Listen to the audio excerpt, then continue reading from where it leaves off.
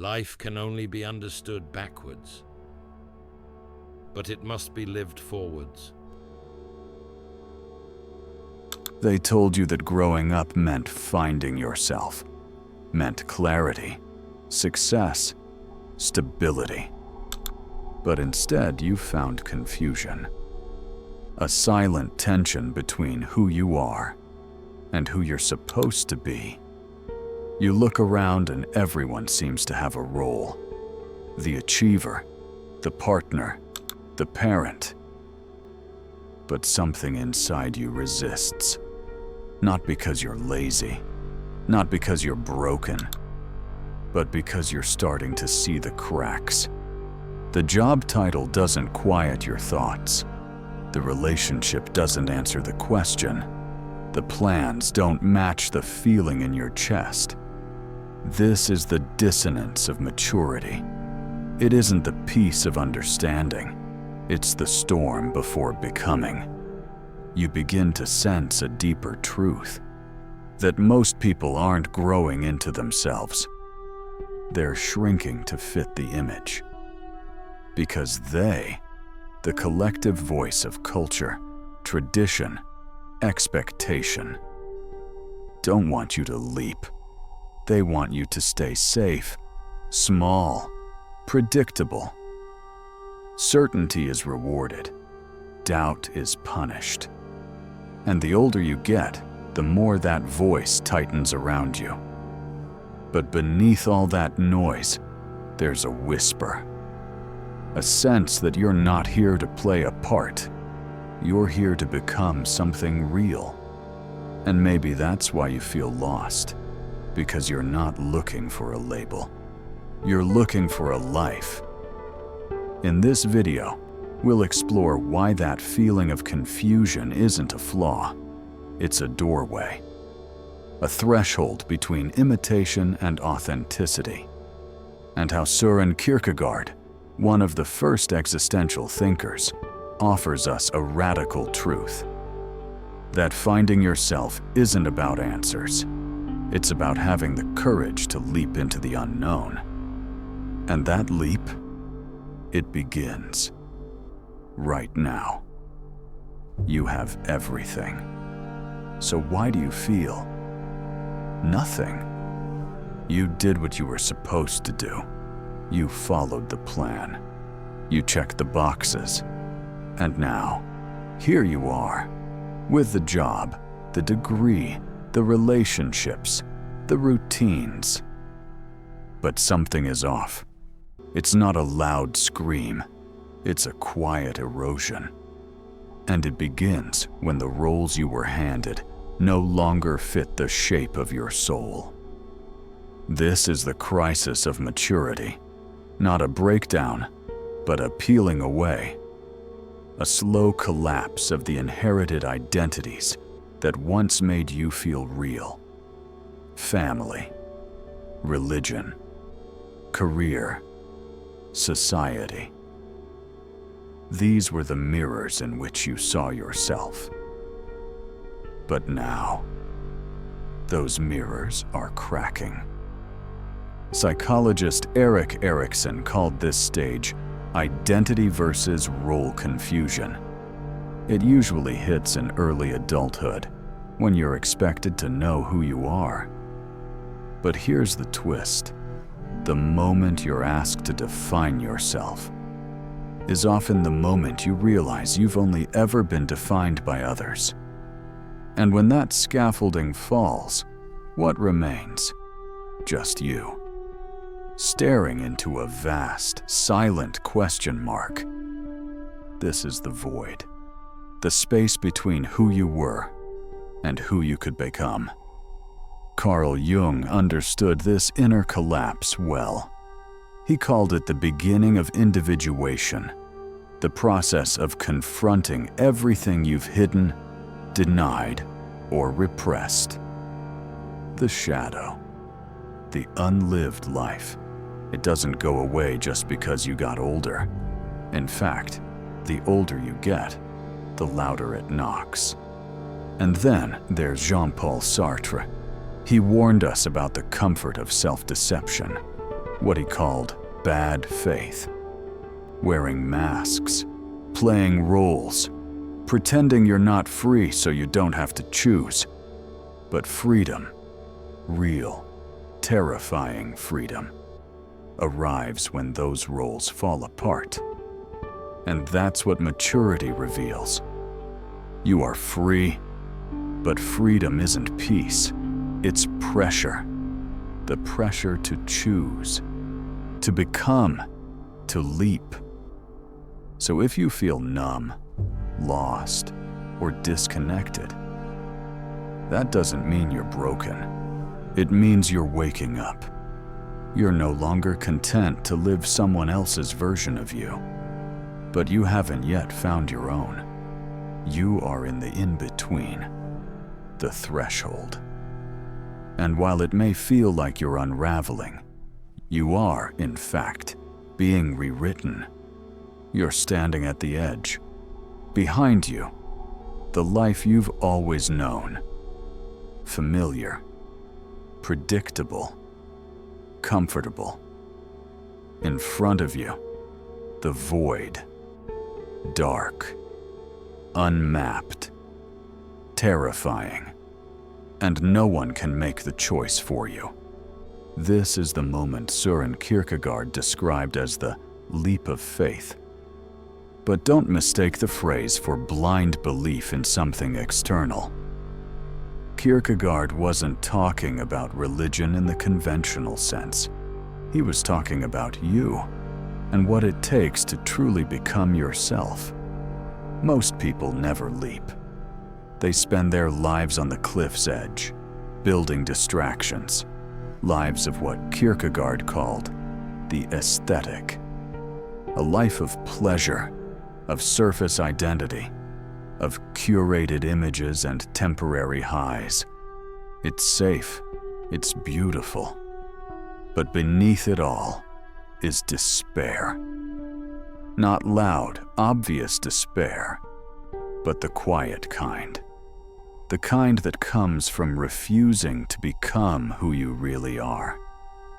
Kierkegaard believed despair is not the absence of success. It's the refusal to confront the self.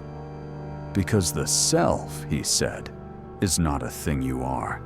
It's a task. Something you must create, again and again, through choice, through risk, through suffering. That's where the ethical life begins. Not in perfection, but in commitment, in responsibility, in the willingness to choose a path, even if it costs you the comfort of fitting in. Because the leap is not about knowing where you'll land. It's about stepping into the unknown anyway. Society will beg you to turn around. They'll offer applause for staying the same. They'll sell you identities that come pre-packaged and pre-approved. But Kierkegaard says this is inauthentic. You cannot be given a self. You must build it. Brick by brick. Fall by fall. The leap is terrifying because it demands that you let go of what you were, with no guarantee of what you'll become. But here's the secret. You were never meant to be certain. You were meant to be real. So stand there.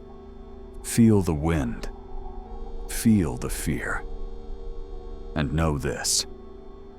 Every person who ever became something greater stood where you're standing now. The edge is not the end. It's the beginning. And the self you're searching for, it doesn't wait behind you. It waits on the other side of the fall. There's a moment between who you were and who you're becoming. A space that feels like death, but is actually the beginning of life. You feel it as anxiety, a weight in the chest, a tremor in the gut, a silent panic that whispers, "Something's wrong with me." But what if that feeling isn't a flaw? What if it's a signal? a sign that your old self is dying because a new one is about to be born. Kierkegaard called it the dizziness of freedom.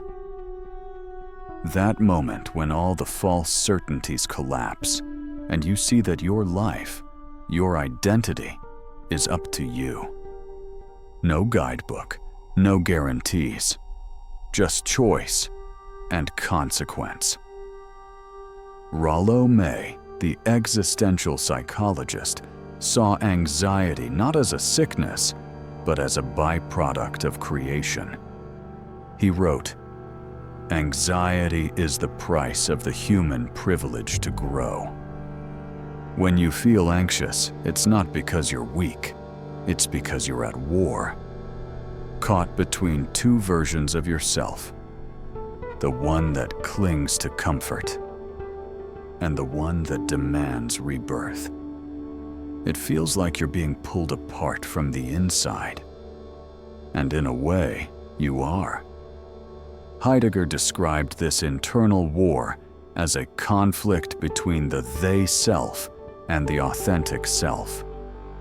The they-self is what society trains you to become. It follows scripts, avoids risk, and seeks approval. But the authentic self? It stares into the void and still says, "I will choose my own way." And here's the terrifying part. To become that version of you, you have to confront death. Not physical death, but the death of ego, the death of certainty, the death of who you thought you were.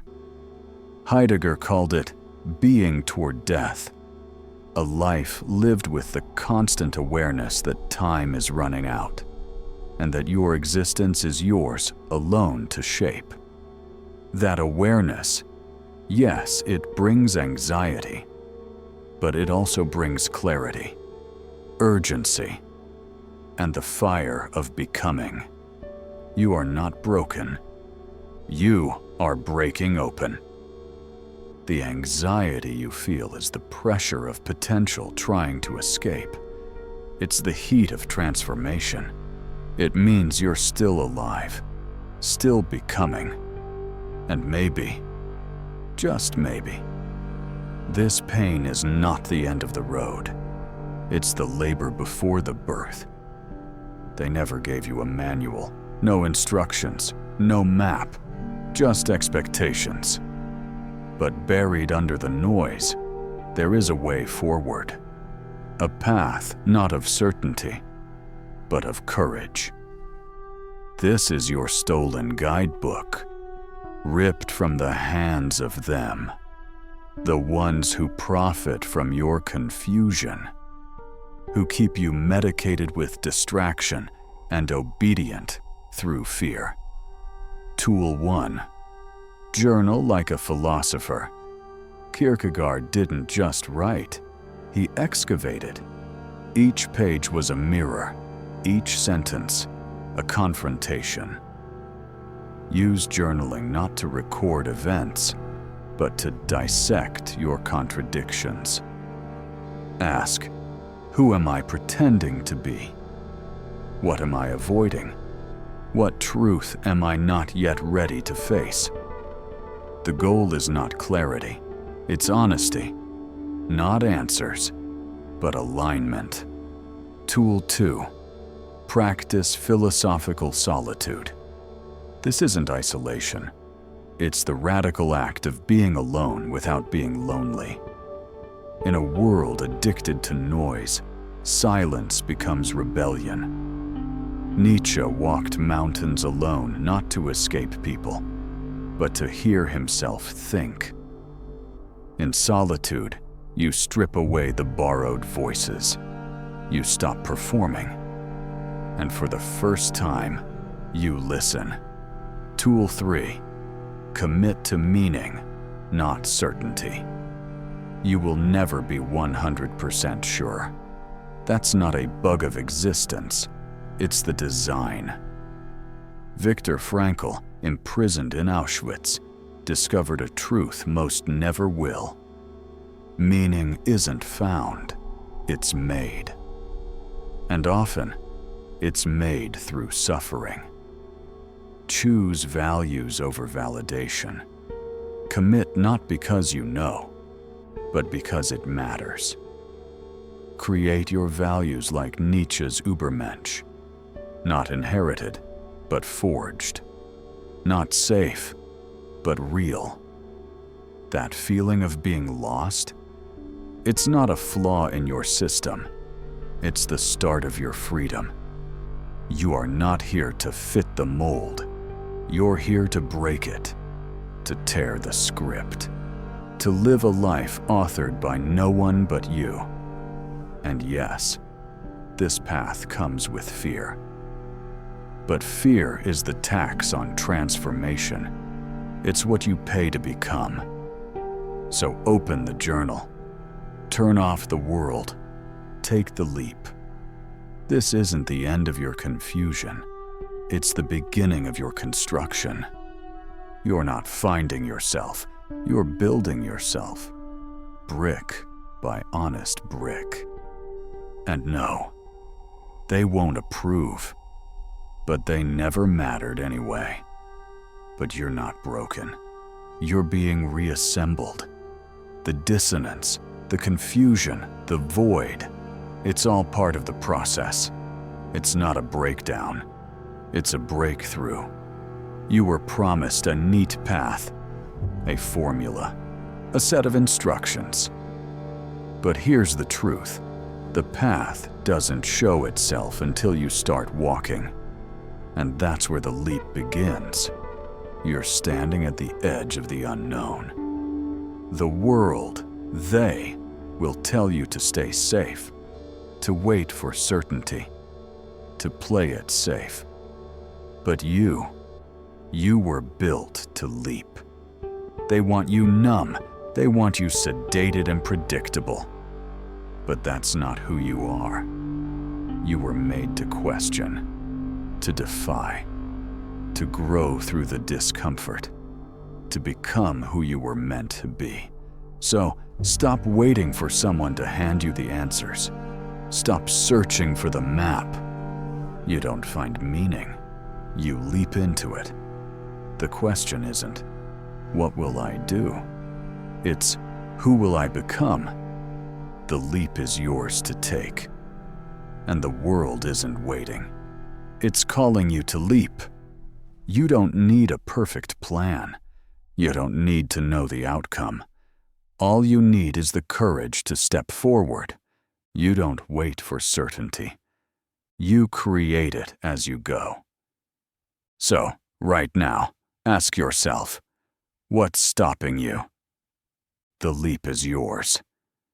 The journey begins when you take that first step into the unknown. And once you do, there is no turning back.